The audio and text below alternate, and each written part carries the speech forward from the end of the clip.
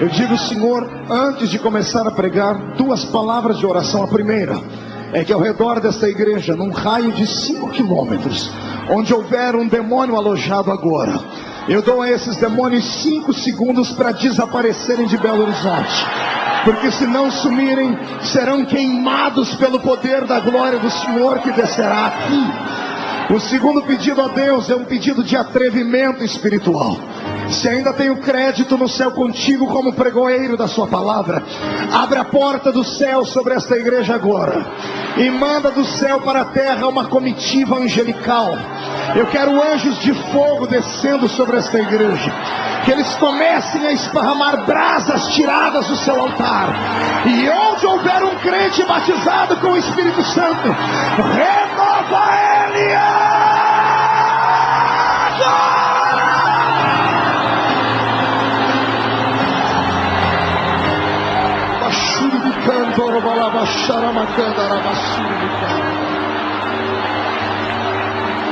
Fala conosco nessa noite, Senhor. Fala conosco. É o que eu te peço agora, em nome de Jesus. Amém e amém. Os que podem, tomem o seu assento, por gentileza.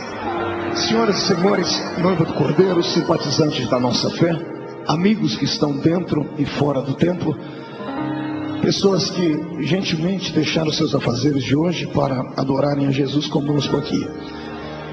Eu pedi a Deus uma palavra para esta noite, e o Senhor me deu uma palavra muito séria, muito forte. Uma palavra que vai mudar a sua existência, que vai fazer você entender qual é a função que tu tens no reino de Deus. O Senhor hoje vai fazer você caminhar pelo tapete da sua revelação. E eu profetizo que antes da metade dessa mensagem, você já não vai mais estar sentado aí, vai estar voando na presença do Deus do céu. Quem acredita em palavra profética, dê um grito de glória. Eu também creio. Então vamos começar a mensagem. A mensagem de hoje tem um tema. Diga para o seu irmão, aperta o cinto, que vamos decolar agora. O tema dessa noite é esse: íntimos de Deus. Dá para repetir comigo? 1, 2, 3. Canto de olho para o irmão da esquerda desconfiado, o da direita. Olha lá atrás, o da frente, e responde para mim: você acha que o irmão que está do seu lado tem intimidade com Deus ou não? Se depara com a caravana da morte. A caravana da morte vem trazendo um féretro dentro de um esquife. A caravana da morte só tem tristeza, uma mulher chorando do lado do caixão, e um sacerdote miserável que fazia o enterro dos filhos das judias viúvas, caminhava 10 metros longe do caixão. Sabia disso? Aprenda. Quantos metros o sacerdote andava longe do caixão? Pergunta para mim, por quê, pastor? Porque o sacerdote era muito puro e santo, não tocava em coisa morta, queria acelerar o processo do enterro do defunto, não se preocupava com o coração da pessoa que ficou. Quando Jesus entra, ele entra na frente do cortejo fúnebre, ele olha para trás, não tem mais ninguém, todo mundo saiu de perto, porque a lei é universal, mundial, todo mundo sabe que quando um cortejo fúnebre está andando, todos têm que abrir espaço para passar. Respeito não por quem foi, mas por quem ficou. Está ficando sozinho. Jesus não sai da frente. Volta todo mundo aqui, Senhor, mas vamos ser presos. Ninguém é preso perto de mim. Volte. Vou ensinar vocês hoje o que é que eu faço com a morte quando eu encontro ela. Só vou dar um recadinho para você. Você já se perguntou por que na crucificação Jesus morreu primeiro do que os outros dois?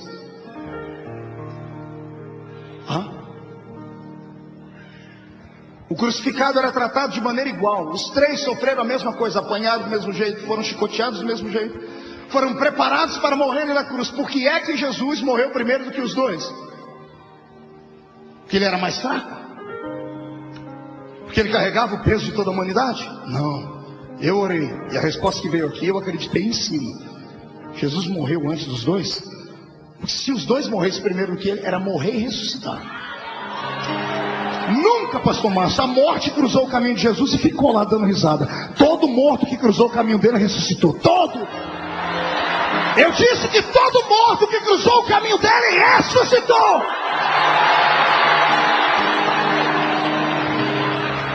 Então, para não ter que ficar ressuscitando de fundo, porque perto de ninguém fica muito dizendo assim, vou eu primeiro.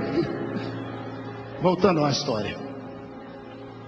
Quando Jesus para e olha para aquela mulher, ele não se comoveu com o rapaz, ele se comoveu com a mãe do rapaz.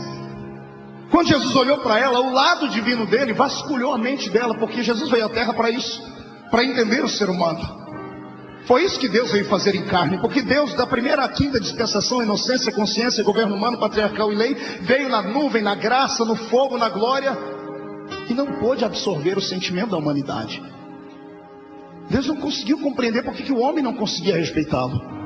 Aí Jesus veio e se desfez da sua forma divina e veio ser um como nós, para entender o que é frio, o que é calor, o que é dor, o que é abandono, o que é sofrimento, o que é choro. E agora Jesus estava diante de uma experiência única.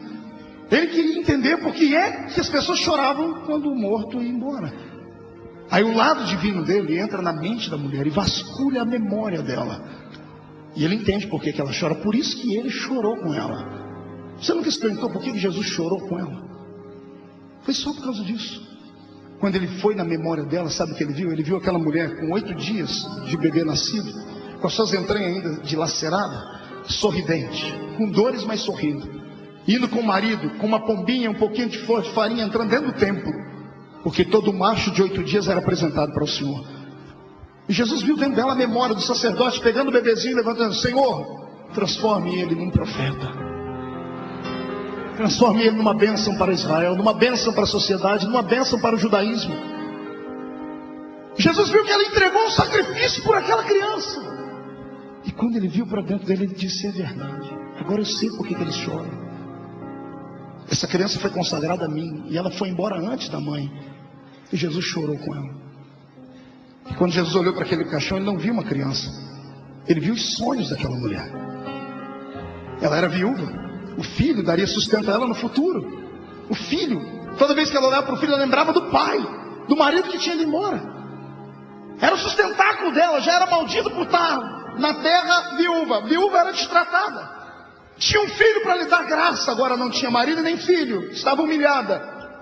Além do sonho estar morto no caixão, a cova estava aberta no cemitério. Aí Jesus entra e para a história. Ele faz aquilo que nenhum sacerdote tinha coragem de fazer. O sacerdote está a 10 metros do caixão, ele vai e se aproxima do caixão. Ele olha para dentro do esquife e olha para a mulher e diz assim, não chores. E ele levanta aquela mão. De novo. Quando ele levanta aquela mão, os 12 lá no canto dizem, o que ele vai fazer? Toda vez que ele levanta essa mão, algo acontece. O que ele vai fazer agora? Pastor Marcos, os irmãos que estão numa igreja tradicional, que não gritam, não pulam, não cantam, não oram, não acreditam em línguas, eles vão para o mesmo céu que a gente? Vão. Mas pastor, vão, porque a salvação é pela graça. Não é por nada que o homem faça, é por aquilo que ele fez. Ah, pastor, então eles pelo menos são equilibrados, ninguém mexe com eles. Comigo, que pulo, grito, me chamam de louco, desequilibrado. Eu vou ser um deles. Fica onde você está. Pergunta para mim, por quê, pastor? Quando a gente for arrebatado, todo mundo, quando atravessar o portão e chegar lá dentro, os irmãos nossos, que são só seguidores, vão ficar apavorados. Não acredita em línguas, fogo, anjo, cavalo de fogo. Imagina entrar lá dentro, olhar para o trono, Deus é um fogo consumidor.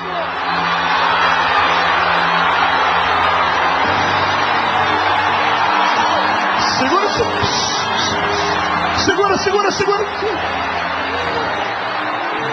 Até eles acostumar com o ambiente lá em cima, pastor Márcio, o povo da Batista da Lagoinha já fez a festa.